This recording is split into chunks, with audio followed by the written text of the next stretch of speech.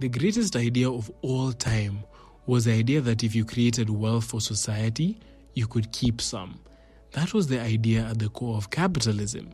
The wealth of a society is not money. Money is a medium of exchange and a store of value. The wealth we have is really the goods and services that a society can access. Capitalism stood the test of time, beating out other experiments like communism and socialism because it harnessed human ambition and innovation.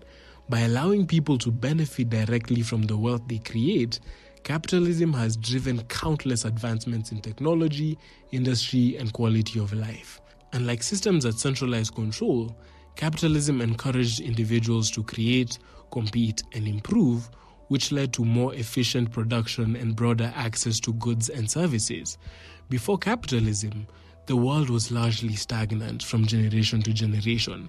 Wealth was finite, and the lion's share of the pie went to the people who would use force to accumulate it. Pastoralists traded their neighbors, agricultural societies pillaged their enemies, and monarchs taxed their subjects dry.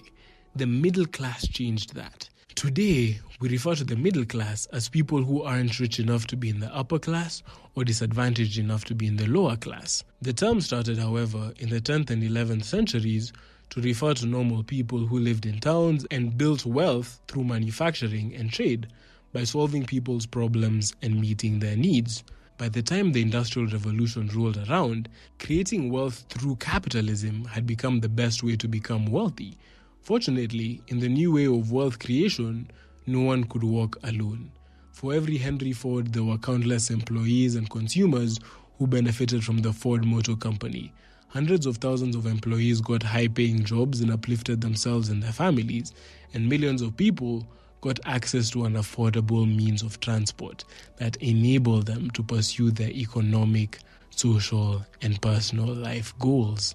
As we said in our newsletter on creating wealth for the world, the real impactful capitalists throughout history focused on creating wealth, bringing to the masses things that were once for a select few. First, Rockefeller's cheap oil, then Edison's electricity, lit up homes around the world.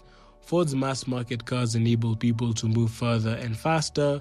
Jobs, Gates, and Dell's innovations with computers brought the world's knowledge into billions of homes. That's true wealth creation. That's capitalism at its best. And since it became the dominant economic system in the world, the number of people in extreme poverty has gone from 90% in 1820 to 10% today. People around the world have also gotten access to numerous goods and services that they would never have gotten the chance to get at extremely affordable prices. And the living standards of normal people have risen considerably, with access to better healthcare, transportation, education, economic opportunities, entertainment, and so on. Capitalism is not a disease in the world.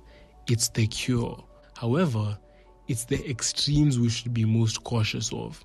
Extreme capitalism, where self-interest is prioritized above all else, can lead to vast inequality and prevent real progress for millions. Today, around 700 million people live in extreme poverty, despite the wealth generated by global capitalism.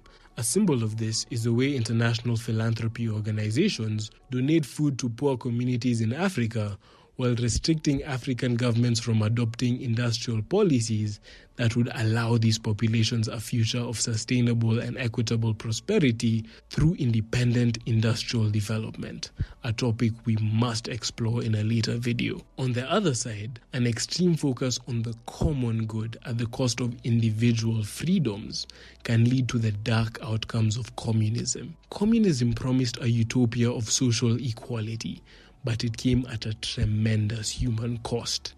Nearly 100 million people died under communist regimes, and hundreds of millions more lived in poverty and suffering. The Holodomor, Joseph Stalin's man-made famine, is a powerful example when millions of Ukrainian peasants died of hunger while forced to work on collective farms. In the Soviet Union's government's push to industrialize, it confiscated and rationed their food, sacrificing individual lives for an idealized vision of the collective.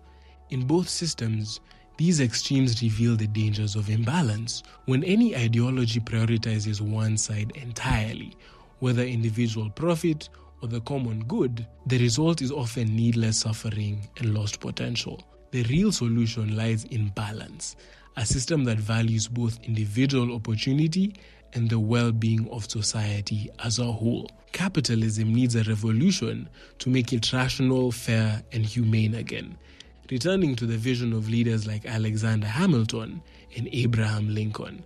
So, as impactful capitalists, the first thing we need is the courage to question the world.